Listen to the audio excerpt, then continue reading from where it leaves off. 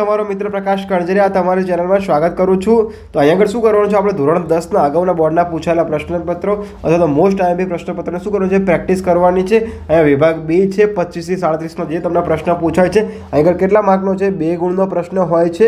તો અહીંયા આગળ આપણે ટાઈમ વગાડવાનો નથી, આપણે ટુ ધ પોઈન્ટ ડિસ્કશન કરવાનું છે। શું કીધું છે, દ્વિઘાત સમીકરણના 2x² - x + 1/8 = 0નો અવયવનીકરણથી સહેજથી ઉકેલ મેળવો। તો સૌ પ્રથમ આપણે શું કરશું વિદ્યાર્થી મિત્રો, 2x² - x + 1/8 = 0 શું છે, આપણી રકમ આપેલી છે।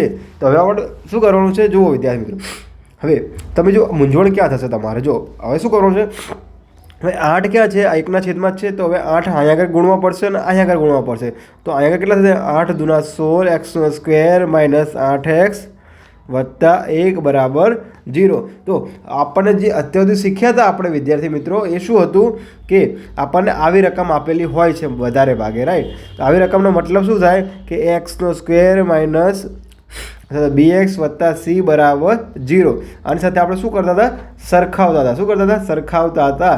પરંતુ આપણને રકમ કેવી આપી હતી, થોડીક અળવીતરી આપી હતી। તો કશો વાંધો નહીં, પ્રકાશભાઈ બેઠા છે ને, શીખવાડશે, બરાબર। ચલો હવે આના એવા ભાગ પાડવાના છે કે બધામાં કોમન નીકળે। તો ભાગ કેવા પાડશું આપણે, ચોકો 16 અને ચોકો 16 અને 4 + 4 કેટલા થાય, 8 થાય, અને ચોકો 16। તો કોમન આપણે શું નીકળશે, 4 નીકળી શકે એવું આપણે ધારીએ। ચલો તો શું આવશે, 16x² - 4x પછી શું આવશે, બીજા -4x। હવે સાહેબ આમાં નિશાની કઈ રીતે આવે, તો અહીંયા આગળ જે નિશાની હોય એ નિશાની અહીંયા આગળ મૂકવાની, ઓકે। -4x - 4x બરાબર +1 = 0। હવે ચલો ગણતરી કરીએ આપણે। તો 16x², હવે જો આમાંથી કોમન શું નીકળશે, આ બોક્સમાંથી કોમન કાઢો અને આ બોક્સમાંથી આ લઈ લેવાનું આપણે। હવે સાહેબ જો આના ઉપરથી આ નિશાની બદલાશે, એટલું યાદ રાખજો। હા ચલો, આ બંનેમાંથી કોમન શું નીકળશે, તો ચોકો 16 અને 4 ચોકો 16 થઈ ગયા। તો ચલો કોમન શું નીકળશે, 4 × 4। તો કોમન શું નીકળે, 4 નીકળે। તો ચલો 4x નીકળે, હા। પછી હવે વધશે શું, 4 વધશે અને x વધશે અને આગળ શું નીકળશે, 1 નીકળશે। હવે વચ્ચે શું આવશે, ડોટ કરી દઈએ આપણે। હવે ચલો તો આમાંથી ચલો, હવે તમને આ ખબર ના પડે વચ્ચે નિશાન શું આવે, તો હંમેશા યાદ રાખજો વિદ્યાર્થી મિત્રો, જો તમે ગમે ત્યાં કન્ફ્યુઝનમાં આવો તો જ્યારે આવું એક ખાનું બન્યું હોય એવું ખાનું આયા બનાવી દેવાનું એક આપણે, બરાબર। આ તમને શોર્ટકટ જો તમને ના ખબર પડતી હોય તો। અને આ બંનેમાં કોમન શું નીકળશે, કોમન શું નીકળશે, એક તો કોમન નીકળે તે।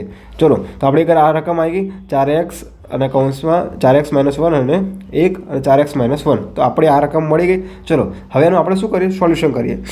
ચલો શું હતું, 4x - 1 બરાબર × 4x - 1 = 0।